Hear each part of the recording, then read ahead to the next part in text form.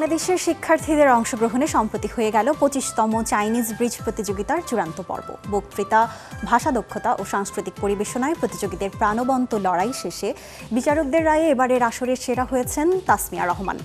বাংলাদেশকে প্রতিনিধিত্ব করে বিশ্বমঞ্চের চূড়ান্ত পর্বে অংশ নিতে চীনে যাচ্ছেন তাসমিয়া।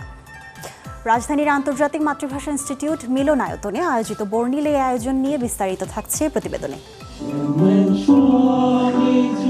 চীনা গান, নৃত্য ও বক্তৃতা পরিবেশনায় এভাবেই প্রাণবন্ত হয়ে ওঠে বাংলাদেশের আন্তর্জাতিক মাতৃভাষা ইনস্টিটিউট মিলনায়তন। লাল সোনালী সাজে তৈরি হয় উৎসবমুখর পরিবেশ। সেই আয়োজনে বাংলাদেশি শিক্ষার্থীদের অংশগ্রহণে অনুষ্ঠিত হয় 25তম চাইনিজ ব্রিজ চীনা ভাষা দক্ষতা প্রতিযোগিতার চূড়ান্ত পর্ব। বক্তৃতা আর প্রতিভা প্রদর্শনের 2 রাউন্ডের এই লড়াইয়ে মেধার সাক্ষ্য রাখেন 11 জন প্রতিযোগী। সাবলীল চীনা উচ্চারণে কেউ শোনালেন 2 দেশের বন্ধুত্বের গল্প, কেউ আবার নজর কাড়লেন ঐতিহ্যবাহী পারফরম্যান্সে। চীনের শিক্ষা মন্ত্রণালয়ের centre for language education and কোঅপারেশনের সহযোগিতায় ঢাকার চীনা দূতাবাস এই অনুষ্ঠানের আয়োজন করে। এবারে মূল আয়োজক হিসেবে দায়িত্ব পালন করে ঢাকা বিশ্ববিদ্যালয়ের কনফুসিয়াস ইনস্টিটিউট। এছাড়াও সহ আয়োজক হিসেবে যুক্ত ছিল আন্তর্জাতিক মাতৃভাষা ইনস্টিটিউট, নর্থ সাউথ বিশ্ববিদ্যালয়ের কনফুসিয়াস ইনস্টিটিউট এবং শান্ত মারিয়াম হংহ কনফুসিয়াস ক্লাসরুম। অনুষ্ঠানে প্রধান অতিথি হিসেবে উপস্থিত ছিলেন বাংলাদেশে নিযুক্ত চীনের রাষ্ট্রদূত ইয়াও ওয়েন। বিশেষ অতিথি হিসেবে আরও উপস্থিত ছিলেন আন্তর্জাতিক মাতৃভাষা ইনস্টিটিউটের পরিচালক অধ্যাপক ডক্টর মোহাম্মদ আসাদুজ্জামান এবং চীনা দূতাবাসের কালচারাল কাউন্সিলর লি শাওফেং। এছাড়াও বিভিন্ন কনফুসিয়াস ইনস্টিটিউটের শিক্ষক ও শিক্ষার্থীরা এই আয়োজনে অংশ নেন।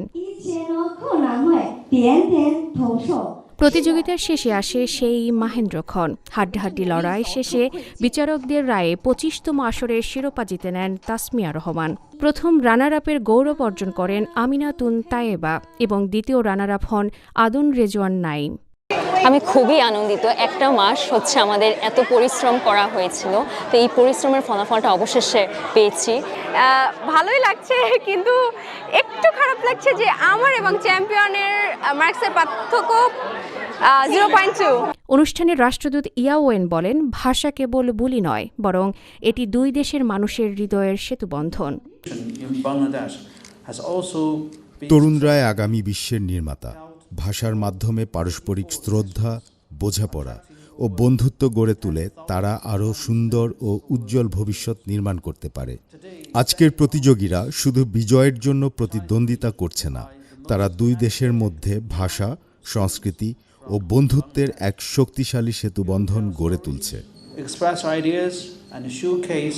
বিজয়ী তাসমিয়ার সামনে এখন নতুন চ্যালেঞ্জ। লাল সবুজের প্রতিনিধি হয়ে তিনি পাড়ি জমাবেন চীনে, লড়বেন বিশ্বমঞ্চের চূড়ান্ত লড়াইয়ে।